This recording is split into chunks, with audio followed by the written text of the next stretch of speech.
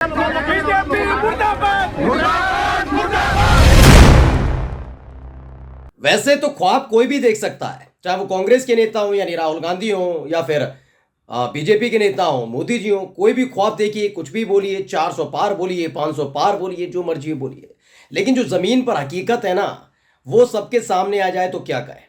दरअसल भारतीय जनता पार्टी के जो प्रत्याशी हैं, उनकी हालत यह है कि वो जिन लोगों से वोट मांगने जा रहे हैं वही उनके ऊपर टूट पड़ रहे हैं।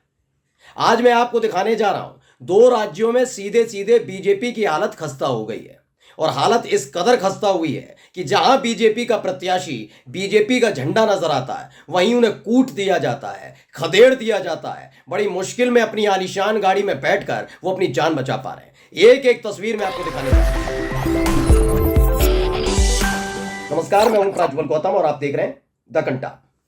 आपको तो पता ही है कि किस तरीके से भारतीय जनता पार्टी माहौल बना रही है, लेकिन ये बड़े नेता माहौल बना रहे हैं। बड़े नेता इसलिए माहौल बना रहे हैं क्योंकि उनके पास Z+, Y+, पता नहीं कौन कौन सी सिक्योरिटी उनके पास है, और उसी के बैनर तले भैया वो आराम से घूम घूम कर माहौल बनाने में जुटे हुए हैं। लेकिन हकीकत पूछिए जो स्थानीय प्रत्याशी हैं उनसे, स्थानीय नेता हैं उनसे।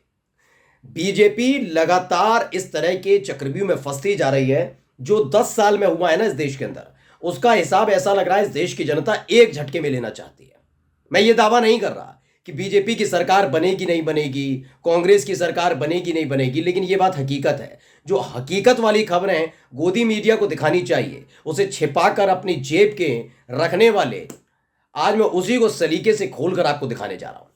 सबसे पहले मैं शुरुआत करना चाहूंगा पंजाब से। पंजाब में क्या कुछ हो रहा है पहले देखिए।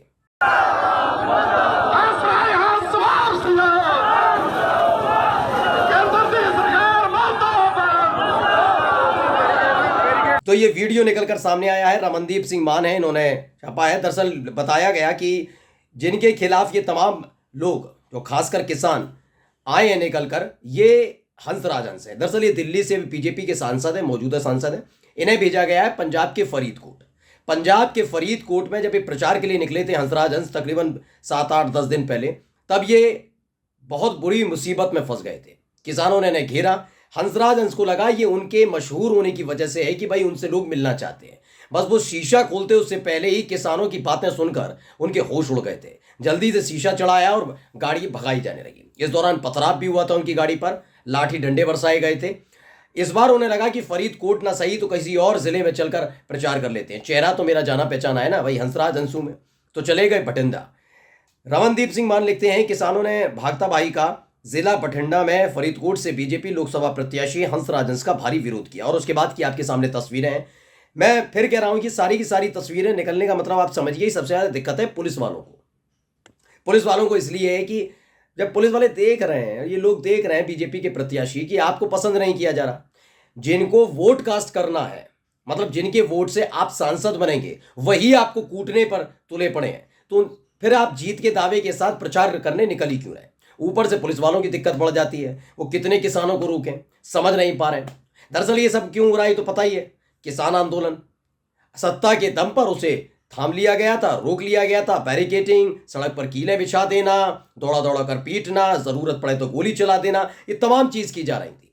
इस पर मंद मंद मुस्कुरा रहे थे वो तमाम सत्ताधीश, जिनको लग रहा था देखिए सत्ता के दम पर तो कुछ भी किया जा सकता है, इस देश के एक एक नागरिक की जुबान को बंद किया जा सकता है।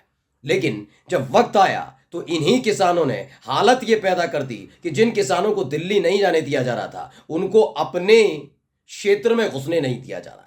यानी इन्हीं नेता, यही जनता चुनेगी अपना अपना सांसद, और इन्हीं जनता की तरफ से विरोध किया जा रहा है बीजेपी के प्रत्याशी का। पहले फरीदकोट में हुआ था और अब हो गया बठिंडा में। अब एक और तस्वीर दिखा रहा हूं, ये हरियाणा की है। पहले वीडियो देखिए। को बोल के जवाब देना भाई साहब। भाई साहब एक बार बोल के जवाब देना। एक बार बोल दे, एक बार भाई साहब एक बार बोल दे। बीजेपी मुर्दाबाद मुर्दाबाद मुर्दाबाद मुर्दाबाद मुर्दाबाद मुर्दाबाद। अरे नच्चो नच्चो नच्चो। तो रमनदीप सिंह मान है। हरियाणा में बीजेपी के हालात कुछ ऐसे हैं जैसे न्योली गांव में लोकसभा प्रत्याशी रणजीत चौटाला गाया, लेकिन किसानों ने बोले बिना बैरंग लौटा दिया। आप देख सकते हैं रणजीत चौटाला खड़े हुए हैं। थोड़े दिन पहले भी इनकी वीडियो आई थी जो आपके अपने चैनल तक कंटाप ने दिखाई थी कि दरअसल ये एक जगह प्रचार करने गए, बड़ी बड़ी डींगे हाँक रहे थे। वो तो हाँकते ही हैं भैया, करोड़ों का ये करवा दिया। गलती ये हुई थी कि इन्होंने एक जनता में से पूछ लिया था हुआ था नहीं हुआ है, लोगों ने कहा हमारे यहाँ तो कोई काम नहीं हुआ, तो ये उनसे बदतमीजी पर उतर आए, कहने लगे ये सब नहीं चलेगा, बदतमीजी बाहर चले जाओ। लोगों ने इन्हें घेर लिया वहीं की वहीं। इन्होंने कहा ये कौन सी ज़बरदस्ती है, अभी तो एमपी बने नहीं और उससे पहले ही ये तमाशे। उसके बाद इनको खरी खोटी सुनाई थी। ये समझ गए कि ये अकड़ नहीं चल पाएगी। ये मत सोचना नाम के आगे पीछे बीजेपी नेता बीजेपी प्रत्याशी लिखा हुआ है तो जनता बहुत सम्मान देगी, ऐसा ज़बरदस्त सम्मान देगी, हालत ख़राब हो जाएगी। उसके बाद हो सकता है रणजीत चौटाला ने अखबार भी पढ़े हों, आपका अपना चैनल तक कंटाप भी देख लिया हो, कोई गोदी मीडिया तो खबर दिखा नहीं रही। समझ गए बीजेपी प्रत्याशियों के साथ यही हो रहा है, चाहे वो पंजाब हो या हरियाणा। हरियाणा में तो आपको याद ही है अशोक तंवर हैं, उन बेचारे उनके पीछे तो बड़े बुरी तरीके से पड़ गए किसान, उनकी तो 4-5 बार मजम्मत होते होते बची है। तो रणजीत चौटाला पहुंचे थे एक कार्यक्रम में, कोई न्योली गांव है, वहां पर बीजेपी का एक पूरा प्रोग्राम सजा हुआ था। इसी बीच लोग आते हैं, हंगामा करते हैं। वहां जो स्थानीय इनके नेता है ना, जय जिंदाबाद जिंदाबाद के नारे लगाते हैं, वो लोगों को समझाने लगे, लेकिन उन्होंने कहा आप सब पीछे हट जाओ, आप स्थानीय लोगों, हम आपसे कुछ नहीं कहेंगे, लेकिन बीजेपी के प्रत्याशी को कतई नहीं सुनेंगे।